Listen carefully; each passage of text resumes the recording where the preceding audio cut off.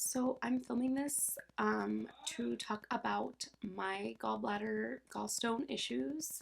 I feel like lately when I've searched for other people with the same problem that are dealing with gallstones, like living with them instead of just having the surgery, most of the videos I find are not recent and or they're people that have already had their gallbladder removed.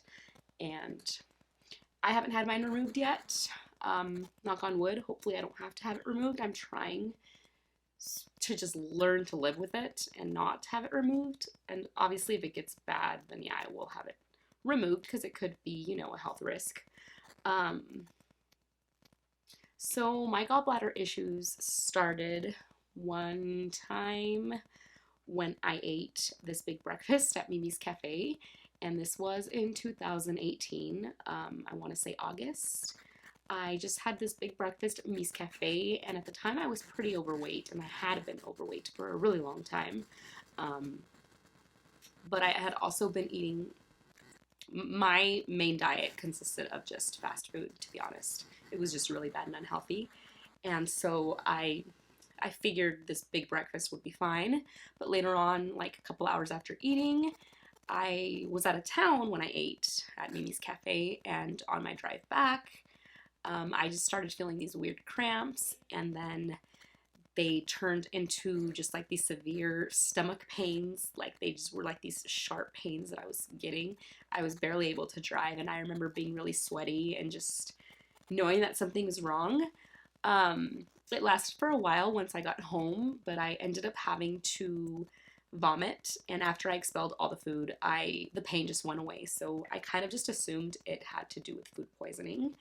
Um, for the next 5 months, I experienced the same pain only once a month. It was always coincidentally on the day that I would be ovulating. So I kind of thought it had to do with ovulation in general.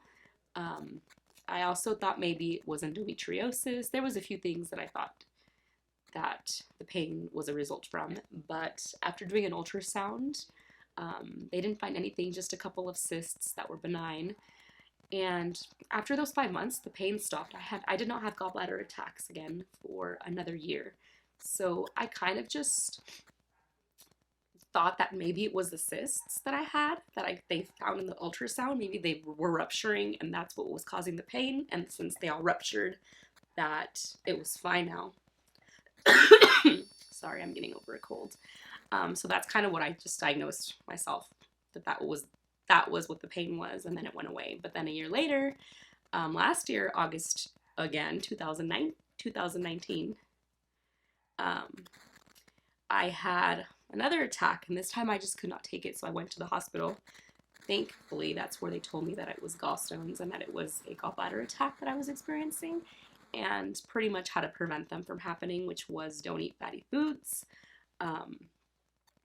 From then on, I kind of started having gallbladder attacks more like frequently. I'm not sure why it took a whole year, because I was eating bad that whole year still. So I don't know why it took a year and then they got frequent all of a sudden, but I didn't have any for that whole year. Yeah, I went to the hospital that one time after that attack, and then they told me how to prevent them, so I started eating pretty good. But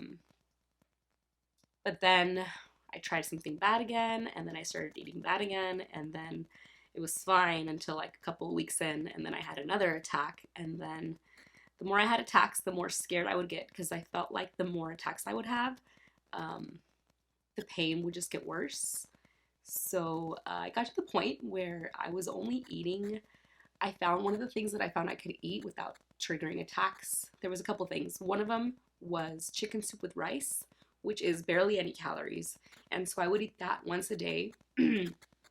And I also found I could eat this special case cereal with cinnamon. The cereal itself has like some cinnamon in it, and then I was eating it with almond milk, and that was fine too, didn't cause attacks. But since both of those meals that I was eating were so low in calories, unexpected side effect, I started losing my hair. Like my hair started falling out kind of a lot. Like I started getting a couple bald spots, so I got scared, and I told my doctor, and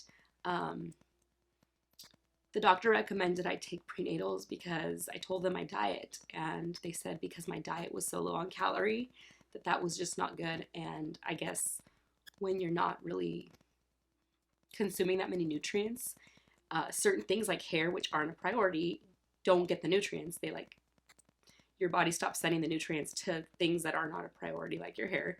So yeah, I started taking prenatals and these other vitamins that I found at Walgreens. I think they're called Manetabolism. And I kid you not, like a week and a half in, my hair stopped falling out the way it was. And I'm still taking the prenatals. I haven't had an attack since January 7th. And that was because I ate tuna sandwiches and I thought that was healthy, but I guess it's not.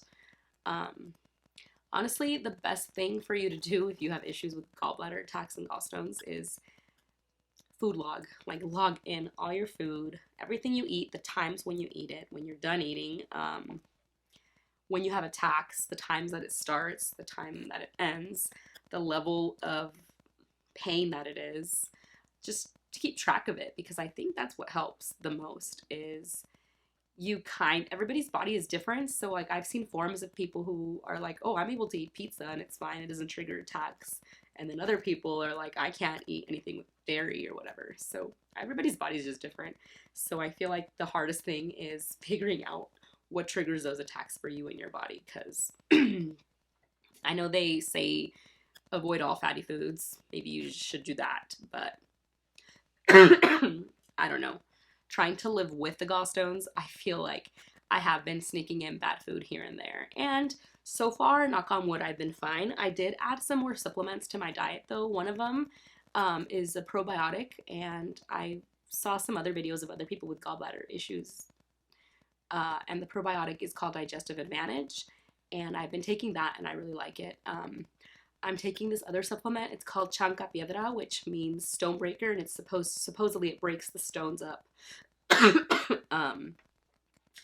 Is it working? I'm not sure, but since taking these supplements, I feel like I haven't had an attack for a whole month.